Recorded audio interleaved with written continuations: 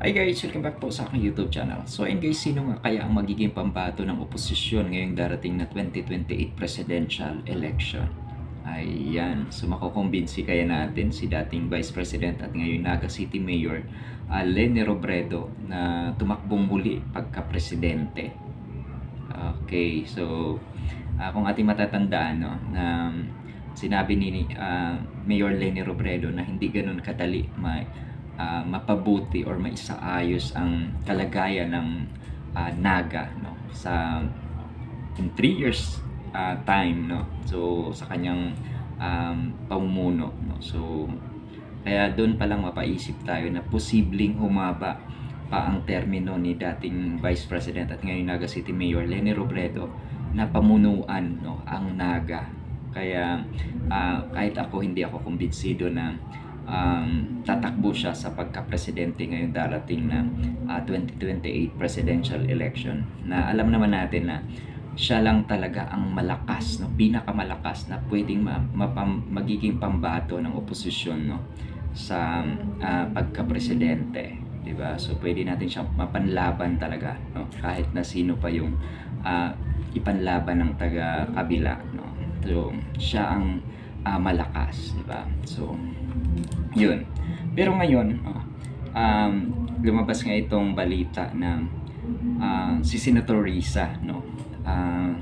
Ayan, sabi dito, si Senator Risa bukas maging standard bearer ngayong ng oposisyon sa 2028 election, no. So ibibigay nyo ba ang suporta nyo kay Senadora Risa Hontiveros, no? So iboboto nyo ba siya, no, pagka-presidente? So para sa akin, talagang iboboto ko, no, susuportahan ko itong si Senadora Risa Hontiveros, no, sakaling ang hindi tatakbo si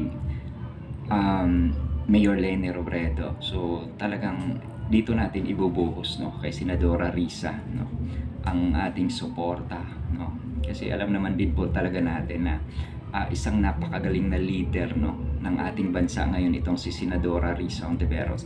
Siya yung working senator, no, na talaga makikita natin, maririnig natin ang ipinaglalaban niya, di ba? So grabe, walang sinasanto itong si Senadora Risa Hontiveros, no, di ba? So kahit na yung taga-kabila nagbingi-bingihan, no, sa katotohanan, di ba?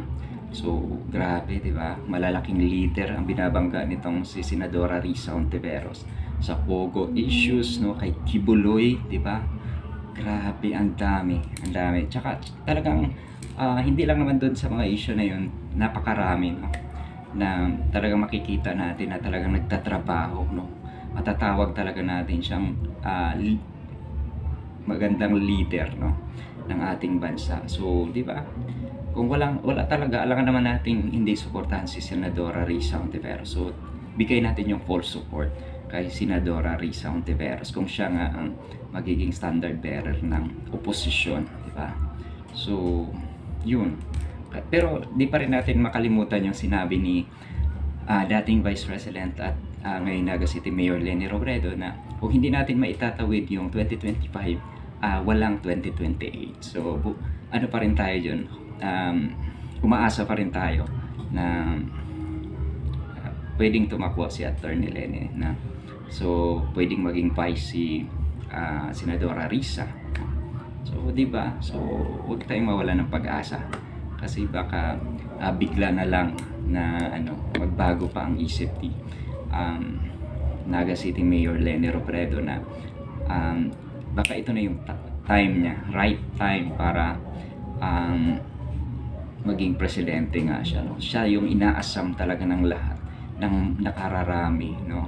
Kung marami sila, mas marami pa rin naman tayo din, no, na willing ibigay ang buong suporta dito sa ating minamahal na dating Vice President, no, na si Naga City Mayor Leni Robredo, no? Kaya huwag tayong mawala ng pag-asa, no? Pero kahit sino man, no, ang magiging pambato ng oposisyon, syempre doon pa rin tayo, no? So handa pa rin tayong ibigay yung suporta, di ba? Sa mga kakampings diyan, di ba?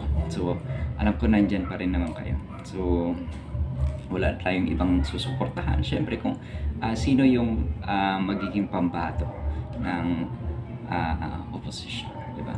So, yun lang guys, no? Naiano ko lang, no? Na-share ko lang sa inyo, no? Na tungkol dito nga sa darating na ano. Pero, mag-uusap-usap pa rin naman yung mga nasa opposition kung sino talaga ang magiging pambato natin, di ba?